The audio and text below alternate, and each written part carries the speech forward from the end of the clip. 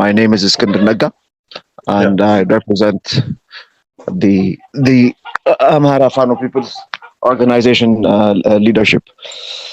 Now, the AMHARA region, we have three layers of government. We have the federal government, and then we have the regional governments, and then we have at the bottom we have the district. We have districts. We call them waradas. There were approximately at least one independent Fano organization in these 120 waradas. Now, over the past year, what we have been doing is to bring these different organizations together. We have managed to reduce the numbers from over 100 to now almost roughly to 2.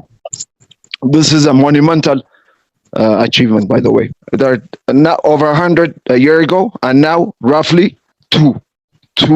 We have the AMHARA Fano People's Organization for Fano organizations who have more or less come together.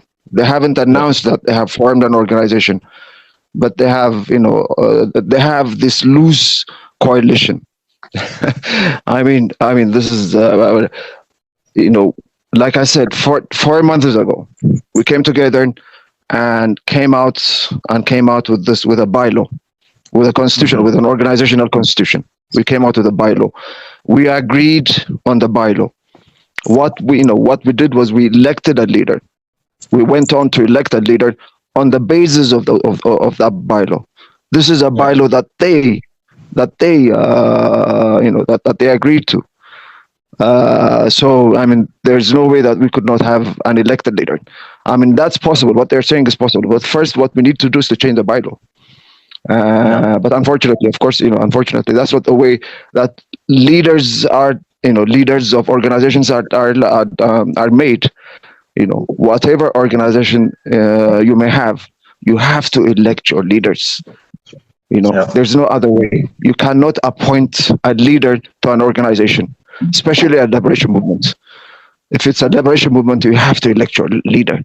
That's the standard. That's the convention. That's the way it's done. Not only in Ethiopia, but throughout the world. Well, what has changed is, our people have been liberated. They do not have an oppressive government, a genocidal government, by the way. This is not only an oppressive government. We have had oppressive governments in Ethiopia throughout our history. We have never had democracy. So we're used to having oppressive governments. What's different now is that we have a genocidal government. This genocidal government is geared. It's looking specifically towards the Amharas, not to the rest of the ethnic groups. So I mean, the very fact that people have been liberated from a genocidal regime is by itself a great achievement. That by itself is a paradigm shift. It's a huge paradigm shift from our perspective, from the unique circumstance that we find ourselves in. So this is the monumental achievement. We have liberated ourselves. We have liberated the vast majority of the AMHARA region from a genocidal regime.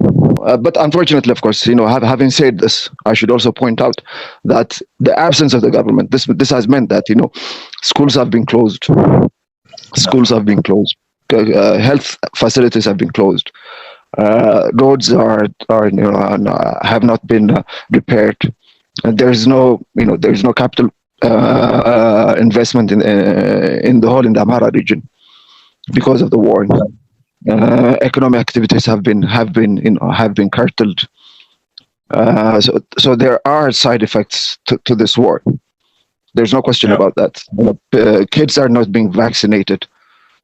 And there are many pitfalls that I could say. But overall, I mean, the primary need and want of the people is to be liberated from a genocidal regime, despite the difficulties. Despite the difficulties, there are, like I said, many economic and social difficulties that we face because of the war. But the huge relief that we have, the monumental achievement that we have is that we have been liberated from a regime that wants to murder us on the basis of our ethnicity. We are operating in the AMHARA region, and our cause is the prevention of prevention. It's stopping and prevention of genocide against the Amhara people. But we are not fighting only the regional government. I mean, that's a very fundamental point that you have to understand. What we are fighting is the federal government, because the roots of the problem is the federal government. The genocidal regime is not only the regional government. It's not the regional government. It's primarily the federal government. So our cause is not limited to the Amhara region. Our cause is a federal issue. It's a human rights issue. It's a fundamental human rights. The right to live is the basis of all rights, by the way. And our cause, the genesis, the roots of the genocide that we face is the constitution. It's the federal constitution, not the regional constitution. This is an operational issue, by the way. This is a military operational issue. But what our aim is specifically to go and root out the genocide problem, which is in Addis Ababa, which is the federal government, the seat of the federal government. So our aim is to liberate Addis Ababa, where the federal government is. We're fighting to capture Addis Ababa, not the Amhara region. Our aim is for a paradigm shift in the constitution. This country needs a constitution that will take the country beyond hate politics. Because the genesis, the root cause of genocide is the hate politics, the state-sponsored. The federal government state-sponsored hate politics that has been imposed on our nation for over 3 decades. Now the aim is to go to the roots. The aim is to go to the root of the problem, which is in Addis Ababa. So our aim is Addis Ababa, and our goal is for a new constitution that will take Ethiopia to a new era. Now, the kind of problem that we have is that we are being attacked on the basis of our ethnicity. So we are defending ourselves on the basis of ethnicity. We are fighting for the Amharas. We are defending the Amhara people. But we also understand that the genesis of the problem, the root cause of the problem, comes from hate politics, and specifically, of course, generally from hate politics, from hate-based identity politics, but specifically state-sponsored hate politics. Okay. So we have to now when we think about the solution, first we have to defend ourselves. We have to survive. We have to live. That's what we're doing right now. And then we have to think about the solution. Now, how do we get out of this problem as a country? As we have seen it in Rwanda, by the way.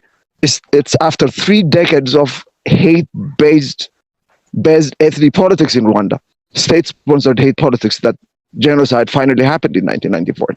It started immediately after independence in 1959. It took 3 decades for genocide to wipe out 1 million people.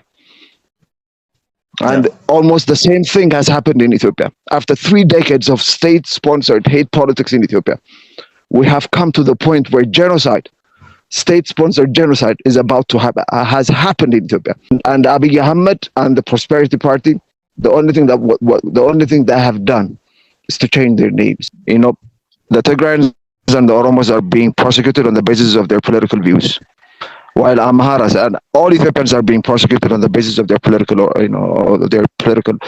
stand or political position, because there's a dictatorship in the country. What makes the Amhara case different, unique, is that we are the only ethnic group that's being attacked only on the basis of ethnicity. That's why we speak of genocide and not political prosecution. So there's a fundamental difference there. There's a genocidal regime and there's a dictatorial regime.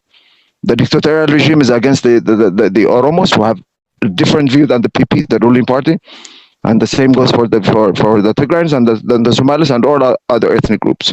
But when it comes to Amharas, the state is attacking Amharas irrespective of their political position. Fano, Captain Maseresha can take the chance. He is the commander of AMHARA Popular Army in Gojam, and he is the chairperson of Foreign Relations and Diplomacy Department in AMHARA Fano People's Organization. Okay, thank you very much. I'm Captain Maseresha Sete. I was an Air Force pilot before 10 years. I was a fighter pilot, a Mi-35 fighter helicopter pilot. and I was in jail for 5 years. After that, I am continuing to organize the Fano groups, and nowadays we are working around Gojam region. I am using myself and organize the Fano groups and people's organization, APO, AMHARA Fano People's Organization.